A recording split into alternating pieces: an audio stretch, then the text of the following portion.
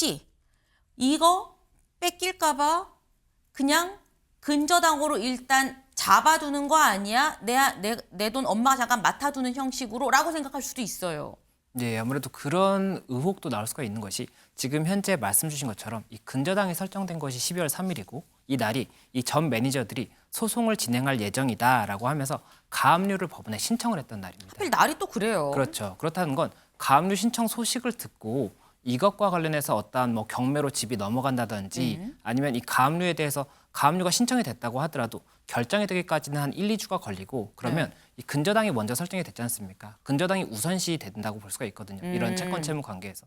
박나래 씨입니다. 박나래 방송 중단했는데 왜 또 나왔지 싶으실 것 같아요. 박나래 씨 관련해서 어제 나온 소식이죠. 박나래 씨 자택이 근저당에 잡혀 있더라라는 거예요. 그것도 거액입니다. 무려 한 50억 가까이 되는 거액의 근저당이 설정이 돼 있더라. 하필 이 시점에 무슨 근저당이야? 라는 거죠. 근저당 잡힌 현황을 좀 같이 보겠습니다. 근저당이 21년에 한 11억 정도에서 졌어요. 이건 은행입니다. 은행이기 때문에 뭐 집 사면서 집 담보 이런 건가? 라는 생각이 드는데 두 번째, 최근에 지난 3일에 소속사가 근저당을 잡아요. 근저당 금액이 49억이 넘습니다. 근데 이 날이 마침 그 논란이 돼서는 이 매니저들이 박나래 씨를 상대로 가압류를 신청한 당일인데 근저당 설정. 근데 이 근저당 설정 자체가 뭐 압류 이런 거 같지는 않고요. 이 김성수 변호사님. 그냥 설정 계약? 뭐 그렇다고 해요. 이건 어떻게 봐야 되는 겁니까?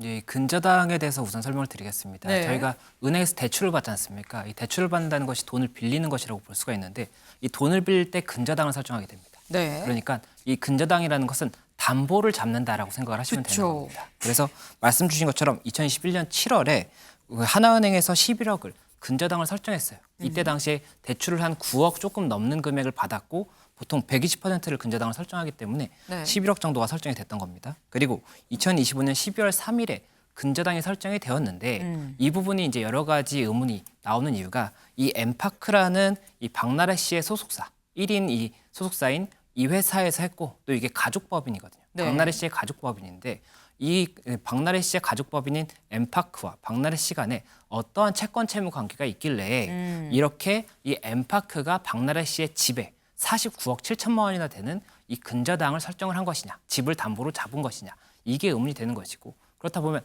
아무래도 이 근저당을 설정하는 가장 아무래도 흔한 사유는 그 금전 대여라고 볼 수가 있거든요. 네. 그러면 법인 엠파크로부터 박나래 씨가 어떠한 돈을 차용했다든지 이런 경우에 근저당이 설정됐을 수가 있고 아니면은 지금 현재 이 박나래 씨가 여러 가지 논란이 있고 그렇다라고 한다면 위약금도 굉장히 많이 발생을 할 수가 있습니다. 그러면 이 위약금과 관련해서 기획사에서 우선적으로 이 부분 배상을 하고 이 부분 사건 배상의 원인이 된 박나래 씨에게 이 부분에 대해서 다시 구상을 청구할 가능성도 있기 때문에 이것을 담보하기 위해서 근저당을 설정했다 이렇게 볼 수도 있기 때문에 여러 가지 가능성이 나오고 있는 것이고 앞서 말씀드렸던 것처럼 이것이 흔한 근저당 설정이 아니다 보니까는 네. 그렇기 때문에 여러 가지로 어떠한 이유인지가 거의 궁금증이 가는 그런 부분인 겁니다.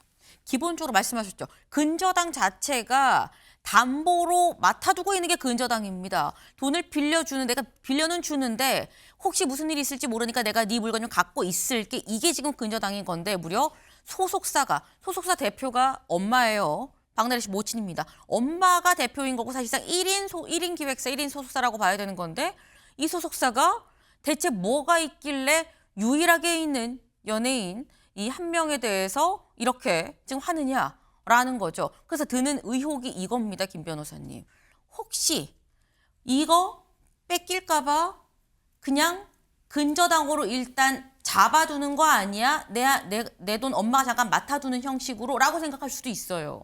네, 아무래도 그런 의혹도 나올 수가 있는 것이 지금 현재 말씀 주신 것처럼 이 근저당이 설정된 것이 12월 3일이고 이 날이 이 전 매니저들이 소송을 진행할 예정이다라고 하면서 가압류를 법원에 신청을 했던 날입니다. 하필 날이 또 그래요. 그렇죠. 그렇다는 건 가압류 신청 소식을 듣고 이것과 관련해서 어떠한 뭐 경매로 집이 넘어간다든지 아니면 이 가압류에 대해서 가압류가 신청이 됐다고 하더라도 결정이 되기까지는 한 1, 2주가 걸리고 그러면 이 근저당이 먼저 설정이 됐지 않습니까? 근저당이 우선시 된다고 볼 수가 있거든요. 이런 채권 채무 관계에서. 그렇다 보니 그런 부분을 감안한 것이 아니냐라는 이야기가 나오다 보니까는 그런 부분까지도 이야기가 되는 것이고, 또 한 가지 가능성이 나올 수가 있는 것은 이 소속사 같은 경우에 이 대표가 이 박나래 씨의 어머니라고 하더라도 이 소속사라는 건 법적으로 별도의 개인, 법인이라고 사람으로 보는 거라고 볼 수가 있거든요. 네. 그러면 이 소속사에 아무래도 박나래 씨가 어떤 출연을 하면 우선은 소속사에 돈이 지급이 될 겁니다. 그리고 소속사에서 박나래 씨에게 일부는 정산을 하고 일부는 소속사에서 가지고 있는 이런 개념일 텐데, 소속사의 자금이 되게 많이 몰려 있었을 수가 있어요. 네. 그러면 이 부분을 박나래 씨가 급여로 받아간다고 한다면 이 임금에 대해서 굉장히 많은 소득세가 발생을 할 수가 있는데, 네. 이 차용을 하는 형식으로 한다면 이 법인에 있는 돈을 박나래 씨 개인으로 옮기면서 당장은 세금이 발생하지 않는 이런 효과가 있을 수가 있기 때문에 이런 차용의 목적으로 근저당권을 설정한 것이 아니냐, 이런 가능성도 나올 수가 있는 겁니다.